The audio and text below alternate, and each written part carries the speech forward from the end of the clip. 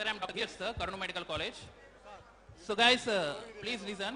ఎందుకంటే నేను మీలాగే వచ్చాను, మీతో మీ అంటే మనమందరం ఫేస్ చేసే ప్రాబ్లమ్స్ ఇప్పుడు ఎక్స్ప్లెయిన్ చేస్తున్నాను నేను అదే డాక్టర్గా. సార్ వైద్యో నారాయణ హరియానా సార్, నేను ప్రొఫెషన్లోకి ఎంటర్ కాకముందు వైద్యో నారాయణ హరియానా సార్. నేను ఎండింగ్ వచ్చేసరికి ఎంబీబీఎస్ ఎండింగ్ వచ్చేసరికి నాకు అర్థమవుతుంది ఏంటంటే గాడ్లీ ప్రొఫెషన్ అయిన డాక్టర్ అనే ప్రొఫెషన్ని ఒక గాడ్తో పోర్చే ఒక ప్రొఫెషన్ని బిజినెస్ చేస్తున్నారు సార్. ఇది చూసి నేను ఖచ్చితంగా చెప్తాను సార్, నా కొడుకుని డాక్టర్ చేయించాను సార్. ఇలాంటి సిచ్యువేషన్సే కంటిన్యూ అయితే ఆల్మోస్ట్ కార్పొరేషన్ అయిపోయింది సార్. బయట పరిస్థితి ఎలా అంటే సార్, ఒక పేషెంట్కి 1000 రూపీస్లో 500 రూపీస్లో ట్రీట్మెంట్ మొత్తం చేసే సిచ్యువేషన్ ఉన్న సిచ్యువేషన్లో బయట కార్పొరేట్ హాస్పిటల్స్ అది 10,000 రూపీస్ చేస్తున్నాయి సార్. నేను ఒక 3-4 ఇయర్స్ ఇలాగే వెళ్ళిపోయిన తర్వాత కార్పొరేట్ హాస్పిటల్కి వెళ్ళిపోతే నేను ఇవన్నీ మాట్లాడలేకపోవచ్చు సార్. బయట కొన్ని మిస్కాన్సెప్షన్స్ ఉన్నాయి సార్ డాక్టర్స్ అంటే. ఏంటంటే పిఎస్లీస్లో పనిచేయరు, అక్కడ పల్లెటూరులో పనిచేయాలని. అది ఫేక్ సార్. ఒక చిన్న ట్రూత్ ఏంటంటే సార్, రీసెంట్గా 4 ఇయర్స్ రిలీజ్ చేయలేదు సార్ గవర్నమెంట్, టీడీపీ గవర్నమెంట్ రీసెంట్గా జాబ్స్ రిలీజ్ చేసింది సార్. 1100 జాబ్స్ రిలీజ్ చేసింది సార్. 1100 జాబ్స్కి ఆల్మోస్ట్ 12,000 మెంబర్స్ అప్లై చేస్తారు డాక్టర్స్. అంటే 1100 మెంబర్స్కి పోస్ట్ వస్తే మిగిలిన 11,000 మెంబర్స్ నిరుద్యోగులు. అలాగే మన రీసెంట్గా నీట్ ఎగ్జామ్ జరిగింది సార్. ఆ నీట్ ఎగ్జామ్లో పోస్ట్ ఏంటంటే 32,000 సార్. ఆ 32,000 పోస్ట్కి అంటే 32,000 పీజీ సీట్స్కి 1,70,000 మెంబర్స్ రాశారు సార్. అంటే ఆల్మోస్ట్ 1,00,000 మెంబర్స్ అన్ఎంప్లాయిడ్ యూత్ ఉంది సార్. అది మెడికోస్లో, అది డాక్టర్స్లో మాత్రమే. ఇవన్నీ misconceptions sir. We're ready to work in పిఎస్సీస్ అనమాట. ఇంకొకటి ఏంటంటే సార్, బేసిక్గా డాక్టర్స్ ఇప్పుడు ఇక్కడ ఒక కార్పొరేషన్లో ఒక తప్పేం జరుగుతుందంటే సార్, ఆర్ఎంపీస్ ఉంటున్నారు సార్. ఎక్కడంటే పల్లెటూరులో ఉంటున్నారు. వాళ్ళ ఆర్ఎంపీస్ అనేది ఇంతకుముందు డాక్టర్లు తక్కువ ఉన్న టైంలో వాళ్ళు చాలా సేవ్ చేశారు సార్.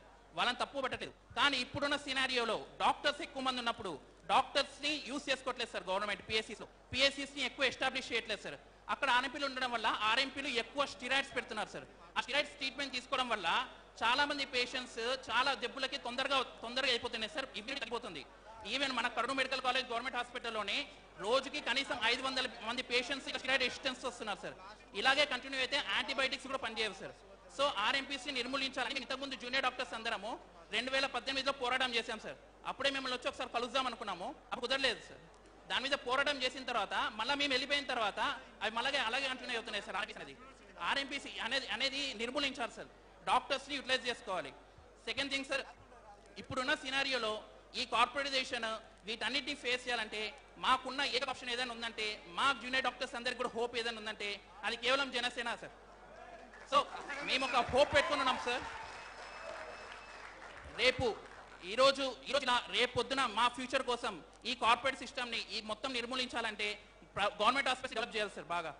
ప్లస్ హెల్త్ సిస్టమ్కి వచ్చేసి ఏంటంటే ఎక్కువ పర్సెంటేజ్ ఇవ్వాలి సార్. హెల్త్ పిఎస్సీస్ని ఎస్టాబ్లిష్ చేయాలి సార్.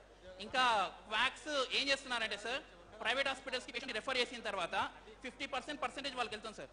అంటే ఒక పేషెంట్ 10,000 రూపీస్ హాస్పిటల్లో ఖర్చు పెట్టి 5,000 రూపీస్ క్వాక్కి వెళ్తుంది సార్. అంటే ఆర్ఎంపీకి వెళ్తుంది. ఆ 5,000 రూపీస్ ప్రైవేట్ హాస్పిటల్ తీసుకుంటుంది. ఆ కార్పొరేట్ హాస్పిటల్ తీసుకెళ్తే అంటే చాలా ఉన్నాయి సార్ కార్పొరేట్ హాస్పిటల్స్. ఒక పేరని కాదు, కిమ్స్ ఉన్నాయి, మైక్యూర్ ఉంది, మ్యాక్స్ ఉంది, ఇవన్నీ చాలా పెద్ద కార్పొరేట్ సిస్టమ్ సార్. వాళ్ళు తీసుకుంటారు. సో అల్టిమేట్గా అక్కడ బ్లేమ్ వచ్చేది మాత్రం డాక్టర్కి వస్తుంది. కానీ ఇక్కడ అల్టిమేట్గా ఈ వింగ్లో చిక్కుకోబోతున్నాడు సార్ డాక్టర్ అనే వ్యక్తి. సో వీటి నుంచి ఒక డాక్టర్ బయటకు వచ్చి ఫైట్ చేయాలంటే కూడా చాలా కష్టం అయిపోతుంది సార్. నిరుద్యోగులు అయిపోతున్నారు సార్. ఇవన్నీ తట్టుకోలేక చాలా మంది యూఎస్కి వెళ్ళిపోతున్నారు సార్ డాక్టర్స్. సో ఆల్మోస్ట్ ఇప్పుడు యూఎస్లో ఉన్న డాక్టర్స్ 60% మన తెలుగు వాళ్ళు సార్. దానికి గర్వపడాలో ఇట్లాంటి దౌర్భాగ్యమైన స్థితి మన డాక్టర్స్కి ఎందుకు వచ్చిందని బాధపడాలో అర్థం కావట్లేదు సార్. సో ఫ్యూచర్లో డాక్టర్స్ ఎక్స్టెంట్ కాకూడదు మన ఆంధ్రప్రదేశ్లో. మన ఆంధ్రప్రదేశ్ డెవలప్ అవ్వాలి, మన ఇండియా డెవలప్ నేషన్ అవ్వాలంటే ఖచ్చితంగా ఫస్ట్ డాక్టర్స్ ఈ హెల్త్ సిస్టమ్ని బాగు చేయాలి సార్.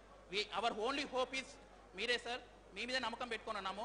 రేపు పొద్దున్న 2019 ఎలక్షన్స్ రిజల్ట్స్ అవన్నీ పక్కన పెడతారు సార్. మీ వెనక మీరుండే వరకు మీ వెనకాల మేము ఉంటాం సార్.